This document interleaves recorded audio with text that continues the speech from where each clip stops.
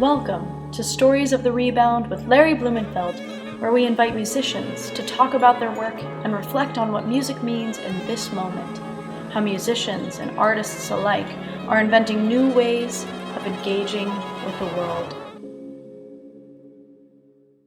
I know I've been mostly shut in for more than a month now, and I assume you have been too. Definitely. Has your relationship with your music and your experience of whatever is your practice, has that changed over this time?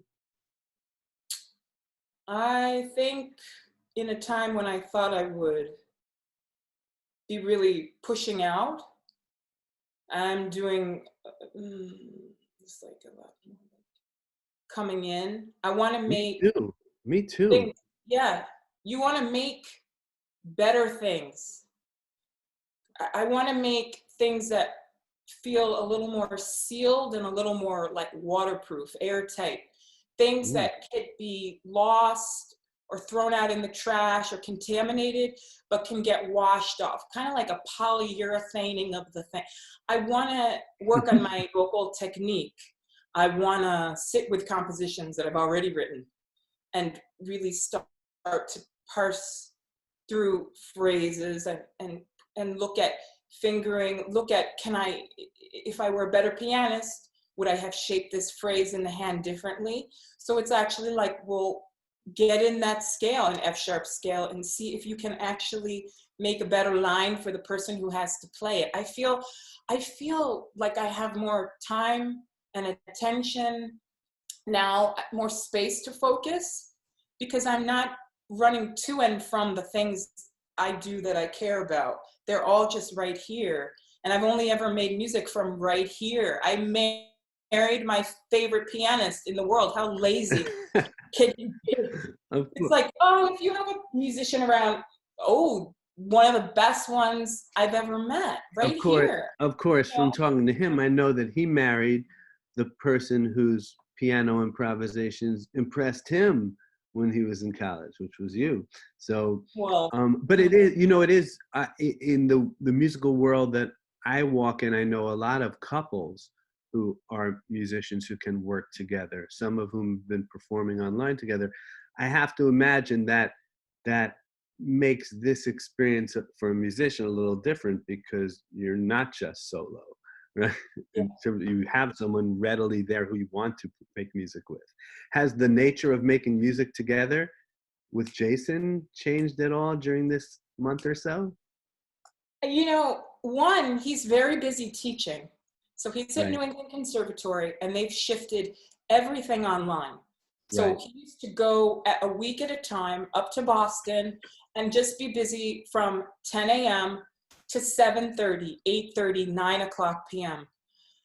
Now that's him in our house with individual students. But I bomb those sessions. I jump in, and sometimes somebody's singing, and then we talk. Like, I love it.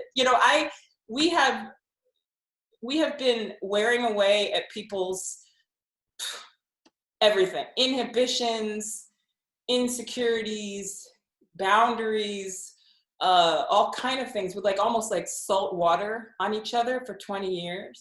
But then, salt water destruct, but it's also like saline. It also heals. So we're kind of like in a very good practice with one another in this way. So I just started taking lessons online with my teacher on FaceTime. Like we have a chance to grow and do things in an unexamined as in there's going to be no final exam, just like get better at what you do, your craft. So Jason played Mozart for my lesson, and we thought about it, and he has never done that before. Anytime I'd have him come play a lesson, it might be something that was jazz oriented or theater, but to have him come play Mozart, we forget.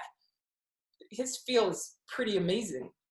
And Mozart was about feel. One of the last, or maybe the last things I heard in person in performance was at the Jazz Gallery. And it was, and Sori doing a performance, and it kind of just without any announcement or anything like that. It was the day after McCoy Tyner died, Yes. and you know, and he ended by just moving into a McCoy Tyner piece without any, you know, calling attention to it. And I it was read your essay about it. It was beautiful. yeah, but that's the way you and I and Jason, we all experienced those things a lot. And now none of us can have those experiences around people's passing right now. In fact, I'm writing a piece about Ellis Marsalis right now, and it's, well, in New Orleans, people won't do what they would normally do in the street, and here in New York, musicians won't gather. But for you, you know, I know from experience seeing you and Jason out at different concerts and all kinds of cultural experiences in New York, and that's part of how you roll. And then, you know, for instance, Jason's show at the Whitney last year, I can't imagine something that was more about the connection between culture and physical spaces. Yeah. I've been thinking a lot about, and I wanted to ask you about, how does this moment where we can't share it in real time in the same space, we can't be in the physical space, does it change how you and I are now gonna think for a little while about the art that we love? Yeah. Is it gonna force us to do that? Yeah.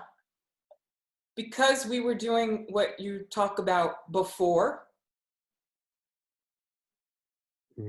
I'm shut off from people now in a way that invites me to really just be about making and thinking for the future.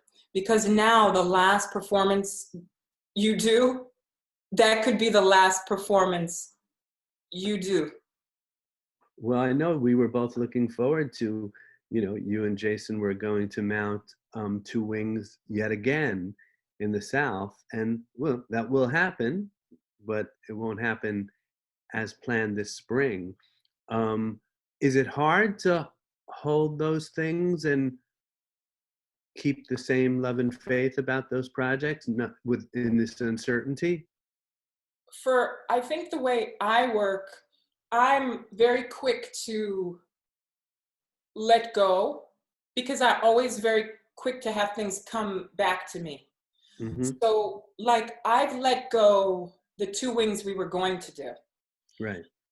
Because I know the people who were going to do it with us. You know what I'm saying?